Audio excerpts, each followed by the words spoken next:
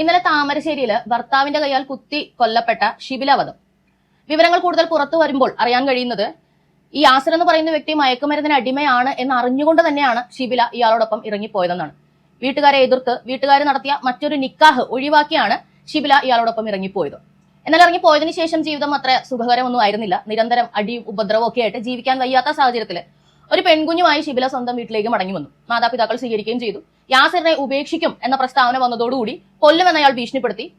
കഴിഞ്ഞ ദിവസം നോമ്പ് മുറിക്കുന്ന സമയത്ത് സ്വന്തം മകളുടെ മുന്നിലിട്ട് ഷിബിലയെ അയാൾ കുത്തിക്കൊന്നു എന്ന് പറഞ്ഞാൽ അത് നിസ്സാരമായി പോകും. അത്ര മാരകമായിട്ടാണ്, അത്ര ക്രൂരമായിട്ടാണ്, അത്ര വെറുപ്പോടെയാണ് ഷിബിലനെ അയാൾ കുത്തിക്കൊല്ലുന്നത്. ഒരൊറ്റ കാരണം മാത്രം, അയാളെ ഉപേക്ഷിച്ചു.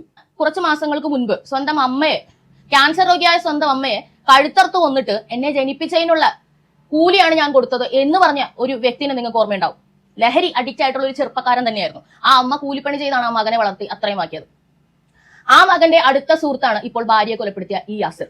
ഇവരെല്ലാം ലഹരിക്ക് അടിമകളാണ്, മുൻപും ലഹരി കേസിൽ പിടികൂടിയിട്ടുള്ള ആളുകളാണ് എന്ന് പറയുന്നു.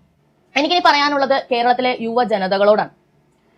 നിങ്ങളൊരു വ്യക്തിയെ നിങ്ങളുടെ കൂടെ ജീവിക്കാൻ വേണ്ടി തിരഞ്ഞെടുക്കുമ്പോൾ നിങ്ങൾ തിരഞ്ഞെടുക്കുന്നത് ഒരു കുടുംബം കൂടിയാണ് എന്നത് ഓർക്കുക.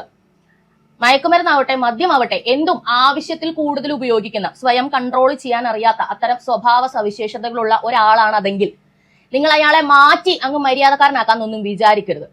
അങ്ങനെ ആക്കാനായിട്ട് നിങ്ങൾ ആരും മെക്കാനിക്കുകളോ അല്ലെങ്കിൽ റിപ്പയർ ഷോപ്പുകളോ ഒന്നുമല്ല. നിങ്ങളുടെ ജീവിതം നശിപ്പിച്ചാണ് നിങ്ങൾ ഇവരെയൊക്കെ നന്നാക്കാൻ നോക്കുന്നത്. ഇപ്പൊ ഒന്ന് ശ്രദ്ധിക്കുക, ഷിബിലയെ സ്വന്തം കുഞ്ഞിന്റെ മുന്നിൽ വെച്ചാണ് അയാൾ ഈ കുത്തിക്കൊന്ന ഈ ക്രൂര കൃത്യം ചെയ്തിരിക്കുന്നത്. ഷിബിലയുടെ അപ്പനും അമ്മയ്ക്കും പരിക്കുണ്ട്. ആ കുട്ടിയുടെ ഇനിയുള്ള ജീവിതം എന്തായിരിക്കും? ജനിപ്പിച്ച സ്വന്തം അച്ഛൻ അഴിക്കുള്ളിൽ, അമ്മ മരിച്ചു കഴിഞ്ഞു സ്വന്തം കുഞ്ഞിന്റെ കൺമുന്നിൽ വെച്ച്. ആലോചിച്ച് നോക്കുക, നിങ്ങളുടെ ജീവിതത്തിൽ നിങ്ങൾ എടുക്കേണ്ട ഏറ്റവും സുപ്രധാനമായ തീരുമാനം തെറ്റിപ്പോയാൽ എത്ര വലിയ ആപത്താണ് നിങ്ങൾക്ക് സംഭവിക്കുന്നത്. നിങ്ങളുടെ കുടുംബമാണ് നിങ്ങളുടെ കയ്യിൽ നിന്ന് പോകുന്നത്. ഒന്ന് ശ്രദ്ധിച്ച് ആലോചിച്ച് ഇതിലേക്കൊക്കെ എടുത്തു ചാടും.